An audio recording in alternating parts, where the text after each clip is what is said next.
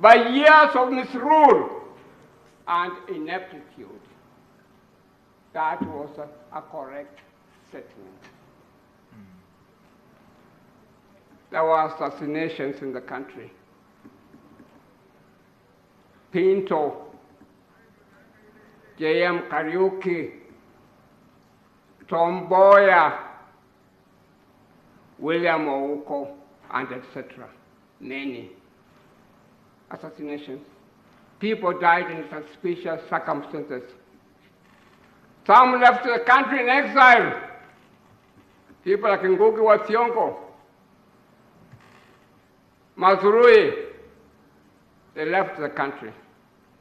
There was rampant corruption in the country.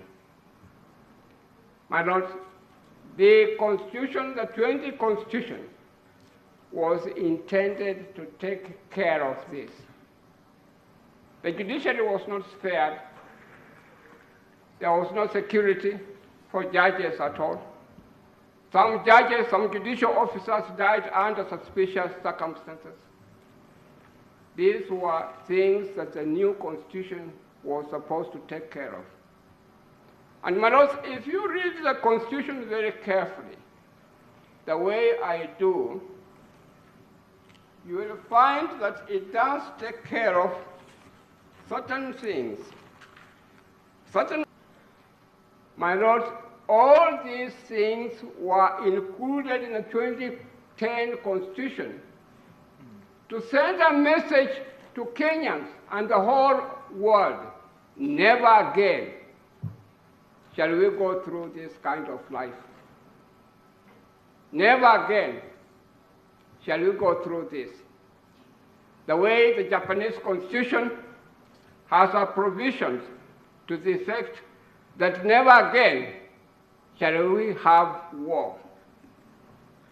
The way the Cuban Constitution has a provision, never again shall we go to capitalism. We say to the whole world that never again shall Kenya have this kind of life. And my lord, this is repeated in the Constitution.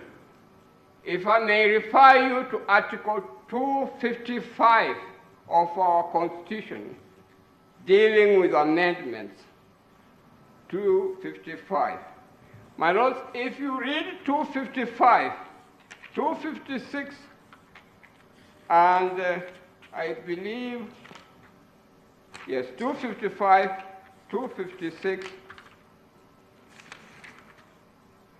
and 257, it emerges very clearly, my lords, that this Constitution is unamendable.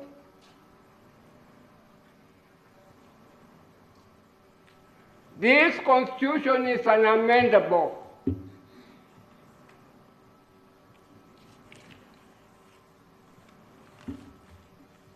And it is not surprising, my lords, that in one of the books,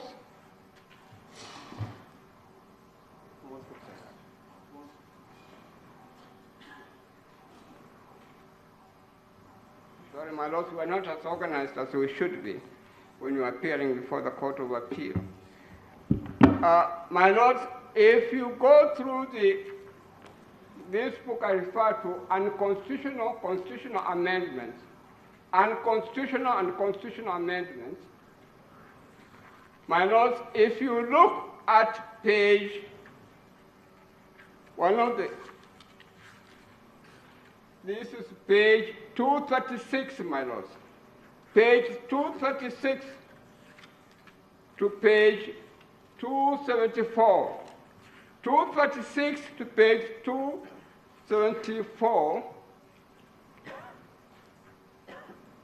Yaniv Rosnai, in his thesis for London School of Economics, he has a heading, Explicit Substantive Unamendability of World Constitutions.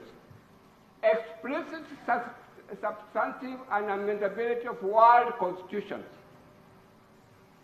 My lords, he has set out all the countries that have unamendable war constitutions.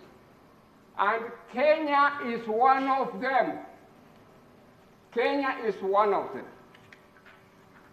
My lords, Kenya is one of them, and I'll read to you at page 258. Page 258. He has set out very clearly that Kenya is one of the countries that has an amendable constitution. And he quotes articles 255. Would you kindly speak to the microphone? Oh, sorry, my lord. Yeah. Paragraph 255 to Article 257. Paragraph 255, Article 255 to Article 257 as unamendable. And the reason he gives different procedures for different provisions, different procedures for different provisions, different provisions for different procedures.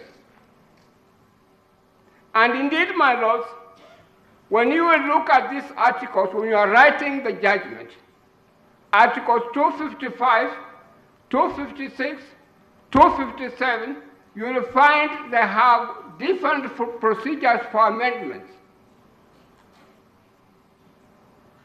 When you apply them, it's difficult, impossible to carry out effective application. It is cumbersome. It is onerous. You cannot actually carry out into practical terms these provisions at all. My lords, it's my humble submission that one contribution that this court should make to the able judgment that was delivered by our 5 judges, that is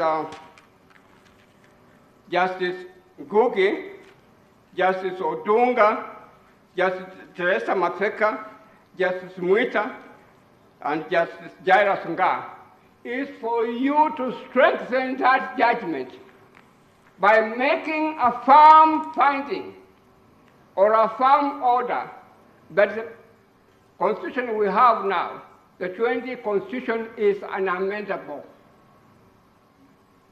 My lords, that is not wrong. You will be protecting democratic values of the country. To have at the moment a constitution that is unamendable, you are protecting democratic values of the country.